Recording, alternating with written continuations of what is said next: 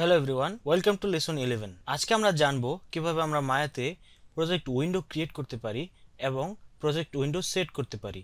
তারই সাথে আমরা জানবো কিভাবে মায়াতে পিভট পয়েন্ট নিয়ে আমরা কাজ করতে পারি। গত ক্লাসে আমরা জেনেছিলাম আসলে প্রজেক্ট উইন্ডোটা বিষয়টা কি।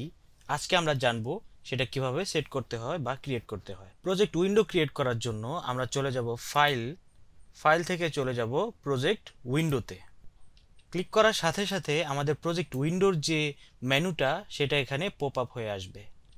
এখানে আমরা খেয়াল করলে দেখতে পাবো অনেক ধরনের অপশন এখানে আছে। শুরু থেকে যদি বলি, কারেন্ট প্রজেক্ট নামে একটি অপশন এখানে আছে, যেটা হবে আপনার প্রজেক্টের নেম। তারপর আছে লোকেশন। এই লোকেশন হবে আপনি আপনার প্রজেক্টটা আপনার ড্রাইভের কোন লোকেশনে সেভ করতে চাচ্ছেন। তারপর এখানে প্রাইমারি প্রজেক্ট লোকেশনস এর মধ্যে আমরা অনেক ধরনের নেম দেখতে পাচ্ছি, যেমন scenes, templates, images, source images, render data, আরও অনেক কিছু। এখানে প্রত্যেকটি নেম এক একটি ফোল্ডারের নেম। দ্যাট মিনস আমি যখনই এখানে একটি প্রজেক্ট ক্রিয়েট করব, সাথে সাথে আমার সেই লোকেশনে এই ফোল্ডারগুলো এই প্রজেক্টের আন্ডারে ক্রিয়েট হয়ে যাবে। আমি নতুন একটি প্রজেক্ট ক্রিয়েট করার জন্য আমার এখানে নিউ বাটনে একটি প্রেস করব।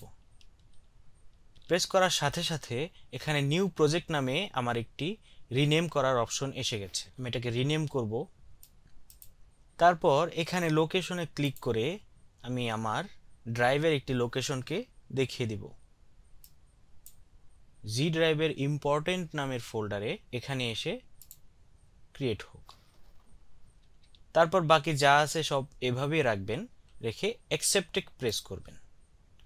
অ্যাকসেপ্টে প্রেস করার সাথে সাথে আমাদের নির্দিষ্ট লোকেশনে আমাদের প্রজেক্ট উইন্ডোটা ক্রিয়েট হয়ে গেছে। আমরা যদি আমাদের সেই ফোল্ডারটিতে যাই বা সেই লোকেশনে যাই, তাহলে দেখতে পাবো আমাদের প্রজেক্ট উইন্ডোর যতগুলো ফোল্ডার ছিল বা যতগুলো নেম ছিল সব কিছু এখানে সুন্দরভাবে অর্গানাইজড হয়ে ক্রিয়েট হয়ে গেছে এবং আমার প্রজেক্টের নেম এখানে মাই নিউ প্রজেক্ট নামে এসে গেছে। সো আমরা এখন দেখব কিভাবে আমরা একটি প্রজেক্ট উইন্ডো ক্রিয়েট করার পর সেটাকে সেট করতে পারি। সেট করার জন্য আমি যেটা করব, ফাইলে প্রেস করে সেট প্রজেক্টে ক্লিক করার সাথে সাথে আমাকে মায়া নিয়ে যাবে আমার ড্রাইভে আসার পর আমি আমার সেই নির্দিষ্ট লোকেশনে আমার ক্রিয়েটকৃত প্রজেক্ট ফোল্ডারটা খুঁজে নেব। যেমন এখানে আমি আমার মাই নিউ প্রজেক্ট নামের ফোল্ডারটা পেয়ে গেলাম। সিলেক্ট করার সাথে সাথে আমরা এখানে দেখব আমাদের সেট বাটনটা হাইলাইট হয়ে গেছে। সিলেক্ট করার সাথে সাথে এখানে আমি আমার সেট বাটনে একটি প্রেস করব। প্রেস করার সাথে সাথে আমাদের প্রজেক্ট উইন্ডোটা আমাদের নির্দিষ্ট প্রজেক্টে সেট হয়ে গেছে। সো এভাবে আমরা একটি প্রজেক্ট উইন্ডো ক্রিয়েট করতে পারি এবং প্রজেক্ট উইন্ডো সেট করতে পারি। এখন আমরা জানবো পিভট পয়েন্ট সম্পর্কে। তার জন্য আমি এখানে একটা কিউব নিয়ে নিচ্ছি। So what is pivot point? Pivot পয়েন্টটা মূলত যে অবজেক্টটা আমরা সিলেক্ট করে রেখেছি সেই অবজেক্টের কেন্দ্রবিন্দু। তার মানে সেই অবজেক্টটা কোন বিন্দুকে কেন্দ্র করে ঘুরবে, কোন বিন্দুকে কেন্দ্র করে স্কেল হবে, সেই যে বিন্দুটা সেটাকে আমরা এখানে পিভট পয়েন্ট নামে চিনি। আমরা একটি অবজেক্টের পিভট পয়েন্ট সবসময় ডিফল্টভাবে সেন্টারে পাবো, কিন্তু আমরা চাইলে এই পিভট পয়েন্টকে আমরা এডিট করে অন্য যে কোনো জায়গায় নিয়ে তারপর কাজ করতে পারি। যেমন আমি যদি কিবোর্ড থেকে ডি প্রেস করি, সাথে সাথে আমি দেখব আমার পিভট পয়েন্টের যে অংশটা সেটা ইয়েলো কালারের একটি হাইলাইটেড এরিয়া হয়ে গেছে, আর আমার গিজমোগুলো সাথে আমার রোটেশনের গিজমো সহ শো করছে।